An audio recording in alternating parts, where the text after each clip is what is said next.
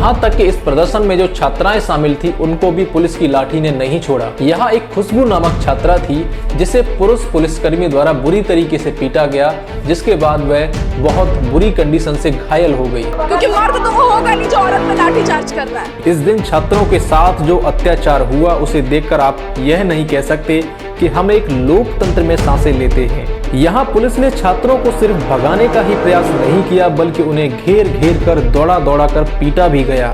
बौछार जो है बिहार पुलिस ने यहाँ शुरू कर दिया है। जेपी गोलंबर पर हम वो आपको दिखा रहे हैं। मेरा जिंदगी ऐसे भी खराब। पटना के डीएम चंद्रशेखर सिंह एक छात्र को थप्पड़ मार देते हैं।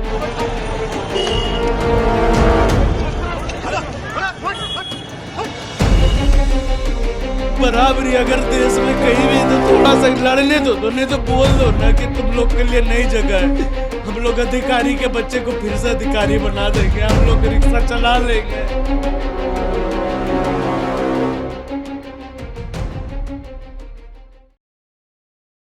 इस वीडियो में पुलिस जिन लड़कों को पीट रही है वो कोई आतंकवादी नहीं है, ना ही वो किसी गली चौराहे पर किसी महिला को छेड़ रहे थे, ना ही वो ऐसे लोग हैं जो कि भड़काऊ गानों के द्वारा समाज में दंगा फैलाने की कोशिश कर रहे हों, ना ही ये वो लोग हैं जो कि किसी इल्लीगल गतिविधि के लिए इकट्ठे हुए हों, बल्कि ये ऐसे बेरोजगार हैं जो लंबे समय से बिहार पब्लिक सर्विस कमीशन अर्थात बीपीएससी की तैयारी कर रहे हैं और एक अच्छी सरकारी नौकरी पाकर अपने फैमिली की कंडीशन ठीक करना चाहते हैं। ये छात्र इस परीक्षा को पास करने के लिए तमाम रातें लाइब्रेरी की छतों के नीचे किताबों के साथ में बिताते हैं। ये जब संविधान या राजनीति का अध्ययन करते हैं तब लोकतंत्र की परिभाषा भी पढ़ते हैं, जिसमें वे ये भी पढ़ते हैं कि भारत में अपने अधिकारों की मांग के लिए हम सरकार से सीधे सवाल भी कर सकते हैं, जिसके लिए हम शांतिपूर्ण धरना प्रदर्शन भी कर सकते हैं। लेकिन शायद उन्होंने लोकतंत्र की गलत परिभाषा को पढ़ लिया। उन्हें नहीं पता था कि लोकतंत्र में अब लाठी तंत्र भी शामिल हो चुका है, जहां लाठी चार्ज एवं ठंडे पानी की बौछारों के माध्यम से अपने अधिकारों की मांग करने वाले लोगों की आवाज को दबा दिया जाता है। लेकिन धर्म, जाति और संप्रदाय की राजनीति करने वाले समुदाय को ये नहीं पता चल सकेगा कि किन विकट परिस्थितियों में ये छात्र अपनी तैयारी को अंजाम देते हैं। अगर आप जरा भी लोकतंत्र में विश्वास करते हैं, जरा भी डेमोक्रेसी में विश्वास करते हैं, तो इस वीडियो को आप अंत तक देखना। मुझे पूरा विश्वास है कि आपका लोकतंत्र से विश्वास उठ जाएगा। आप कहेंगे कि हम इसी लोकतंत्र में रहते हैं। सबसे पहले इन छात्रों के साथ में क्या क्या अब तक घटनाक्रम हुआ है उसे हम बारीकी से समझ लेते हैं। बात है सितंबर 2024 की। इस समय बीपीएससी 70वीं बीपीएससी परीक्षा के लिए एक विज्ञापन जारी करता है। इस विज्ञापन में 2031 पदों पर भर्ती होनी थी, जिनमें एसडीएम और डीएसपी जैसे पद भी शामिल हैं। इस परीक्षा के लिए करीब 4,83,000 छात्र फॉर्म भरते हैं। बीपीएससी के अंतर्गत इन पदों पर भर्ती प्रक्रिया जो होती है वो 3 चरणों से होकर गुजरती है। सबसे पहले होता है प्रीलिम्स एग्जाम, फिर मेंस और उसके बाद इंटरव्यू। 13 दिसंबर 2024 को बीपीएससी की प्रीलिम्स की परीक्षा होनी थी, लेकिन इस परीक्षा से पहले ही 6 दिसंबर को बीपीएससी कैंडिडेट्स बिहार लोक सेवा आयोग के गेट के सामने धरना प्रदर्शन करने लगते हैं। यहाँ छात्रों की ये डिमांड थी कि इस पेपर को 1 डे और 1 शिफ्ट में कराया जाना चाहिए, जैसा कि पहले की परीक्षाओं में इस प्रक्रिया को अपनाया गया था। क्योंकि अगर किसी भी परीक्षा को एक से अधिक शिफ्ट में या एक से अधिक उसके लिए पेपर सेट बनाए जाते हैं तो वहां पर नॉर्मलाइजेशन की प्रक्रिया को अपनाना पड़ता है। और इस नॉर्मलाइजेशन की प्रक्रिया की सबसे खास बात यह है कि इसमें अच्छे स्टूडेंट्स के मार्क्स कम भी हो सकते हैं। हालांकि बीपीएससी ने इससे पहले कभी भी नॉर्मलाइजेशन जैसी प्रक्रिया को नहीं अपनाया था, क्योंकि एग्जाम पूरा एक ही शिफ्ट में कराया जाता था। इस पूरे घटनाक्रम के पीछे एक चिट्ठी थी जो कि सोशल मीडिया पर पिछले कई दिनों से वायरल हो रही थी, जिसमें यह दावा किया गया था कि बीपीएससी की जो परीक्षा होने वाली है उसके लिए करीब 3 पेपर सेट बनाए गए हैं। वायरल हो रही इस चिट्ठी को देखकर छात्रों के मन में शक हुआ कि कहीं हमारे पीछे आयोग हमारे साथ गड़बड़ी न कर दे, कहीं हमें बिना सूचित किए इस परीक्षा में नॉर्मलाइजेशन को तो नहीं अपनाया जा रहा। इसलिए छात्र बिहार लोक सेवा आयोग से इस बात को स्पष्ट करना चाहते थे कि हमें इस चीज को लिखित रूप में दे दीजिए कि आप कोई भी नॉर्मलाइजेशन की प्रक्रिया को नहीं अपनाएंगे, साथ ही एग्जाम को 1 डे एवं 1 शिफ्ट में कराया जाएगा। लेकिन बिहार लोक सेवा आयोग ने छात्रों की इन शंकाओं का कोई भी अर्थ नहीं समझा। इसके कुछ समय बाद बिहार लोक सेवा आयोग के गेट के बाहर जो छात्र प्रदर्शन कर रहे थे वहां पर पुलिस पहुंच जाती है और पुलिस पहुंचते ही वहां पर छात्रों के साथ में लाठीचार्ज कर देती है।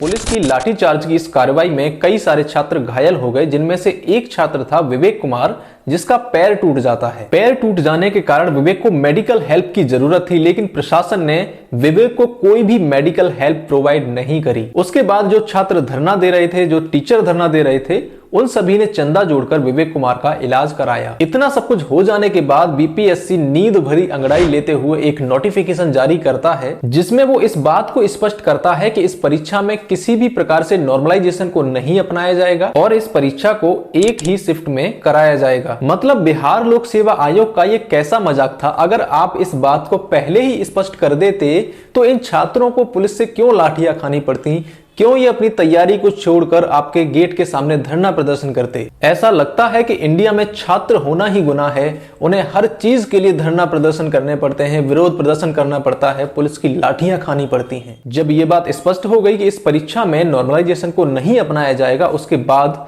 इस एग्जाम की डेट आती है 13 दिसंबर, जिस दिन बीपीएससी की प्रीलिम्स की परीक्षा थी। बीपीएससी की इस प्रीलिम्स की परीक्षा को कंडक्ट कराने के लिए पूरे बिहार में लगभग 9 से 12 परीक्षा केंद्र बनाए जाते हैं। इन्हीं सेंटर में से एक सेंटर था पटना के अंतर्गत बापू सेंटर। यहाँ पर तकरीबन 12,000 छात्रों की प्रीलिम्स की परीक्षा होनी थी, लेकिन यहाँ पर कुछ छात्रों को पेपर 1 घंटा देरी से मिला। कुछ छात्रों का दावा था कि हमें पेपर दिया ही नहीं गया।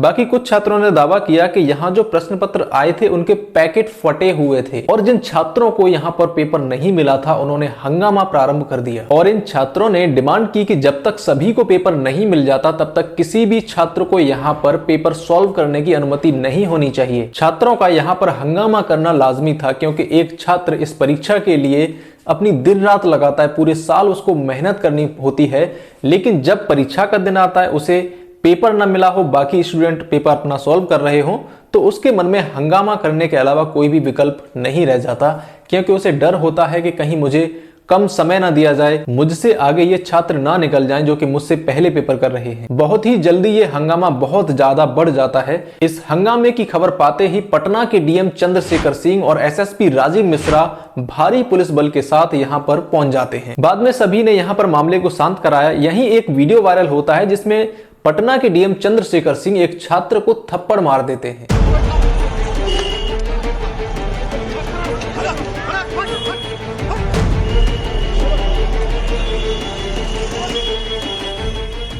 इसी हंगामे के चलते जो इस बापू सेंटर के निरीक्षक थे राम इकबाल सिंह, उनकी हार्ट अटैक से मौत हो जाती है। इस घटना के बाद 15 दिसंबर को पटना जिला प्रशासन आयोग को अपनी एक रिपोर्ट सौंपता है, साथ ही एक वीडियो भी जारी करता है जिसमें उसने दावा किया कि इस सेंटर पर परीक्षार्थी के रूप में कुछ उपद्रवी तत्व शामिल हो गए थे, जिनका एकमात्र उद्देश्य था इस परीक्षा को रद्द कराना। मतलब यहाँ पर प्रशासन अपने खोखलेपन को छिपाने के लिए छात्रों को उपद्रवी बता रहा है, क्योंकि यहाँ पर जो भी गड़बड़ी हुई वो सभी प्रशासन के कारण हुई। अगर छात्रों के लिए जो पेपर्स की कमी हुई थी वो न होती तो शायद ये हंगामा नहीं होता, लेकिन प्रशासन को अपना खोखलापन छिपाना है तो किसी न किसी पर अपना दोष तो मरना ही होगा। हालांकि आयोग इस बात को मान लेता है कि बापू सेंटर पर कुछ गड़बड़ियां हुई हैं और 16 दिसंबर को बापू सेंटर पर जो भी अभ्यर्थी एग्जाम दे रहे थे उनके एग्जाम को रद्द कर दिया जाता है। साथ ही आयोग ने कहा कि इस सेंटर पर जो परीक्षार्थी थे उनका एग्जाम दोबारा से 4 जनवरी 2025 को होगा। किंतु बीपीएससी के अधिकांश कैंडिडेट यही चाहते थे कि ये पूरी की पूरी परीक्षा रद्द होनी चाहिए। उनका तर्क था कि अगर एक सेंटर पर दोबारा से परीक्षा कराई जाएगी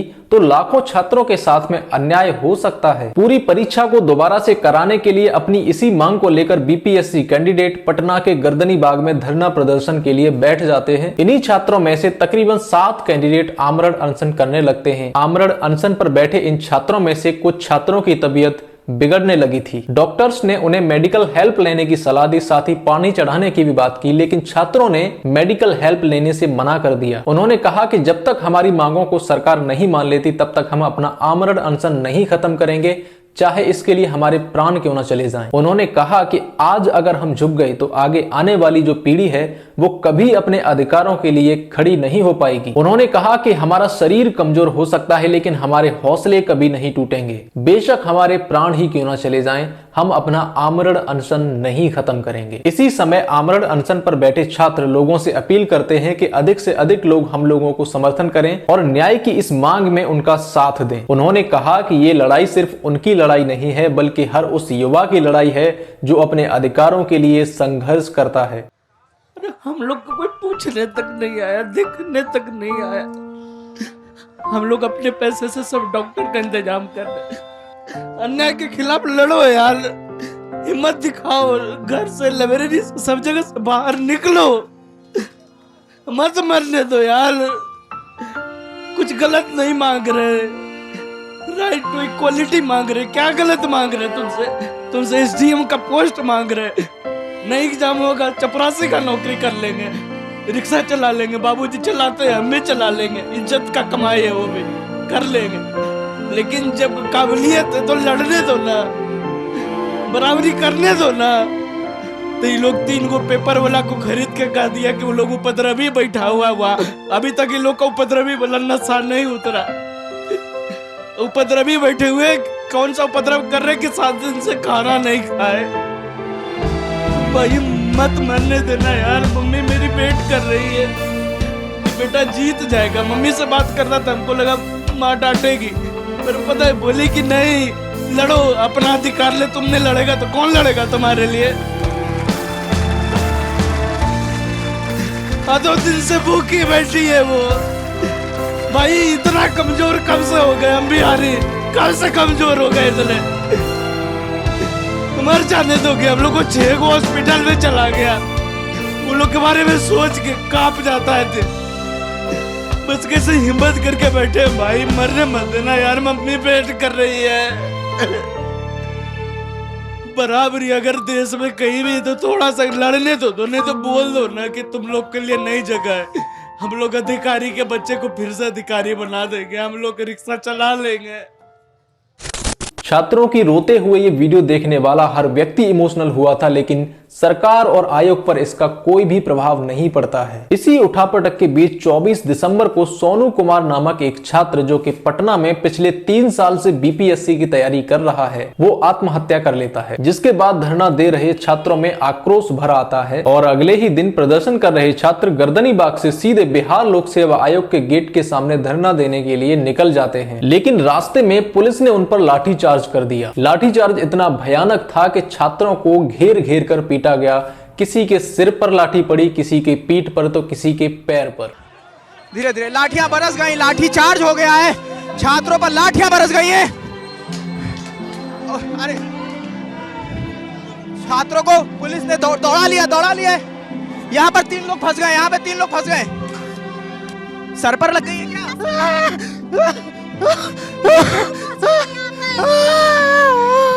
मेरा जिंदगी ऐसे भी खराब है। आइए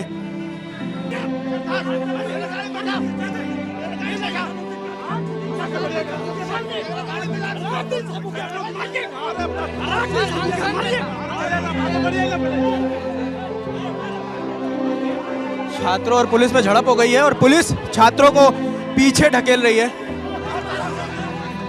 फिर से लाठीचार्ज, एक बार फिर से लाठीचार्ज हो गई है। ये लगातार छात्रों को दौड़ा के मार रहे हैं, पुलिस दौड़ा के मार रही है। लाठी टूट गई है, ये लाठी टूट गई। राशिद आगे आइए। छात्र भाग रहे हैं, पुलिस उन्हें खदेड़ रही है।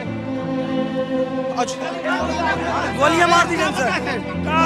आतंकवादी हम लोग हाथ जोड़ रहे हैं। हटवाओ पहले यहाँ से,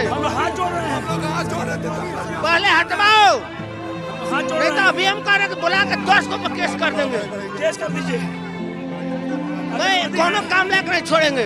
यहाँ तक कि इस प्रदर्शन में जो छात्राएं शामिल थी उनको भी पुलिस की लाठी ने नहीं छोड़ा। यहाँ एक खुशबू नामक छात्रा थी जिसे पुरुष पुलिसकर्मी द्वारा बुरी तरीके से पीटा गया, जिसके बाद वह बहुत बुरी कंडीशन से घायल हो गई। हम लोगों के पास पास कोई आवाज नहीं है। आज उन लोगों में इंसानियत नहीं। मैं बार बार बोल रही हूँ, उन लोगों के बेटा बेटी के साथ भी यही स्थिति होगा जो हमारे साथ हो रहा है।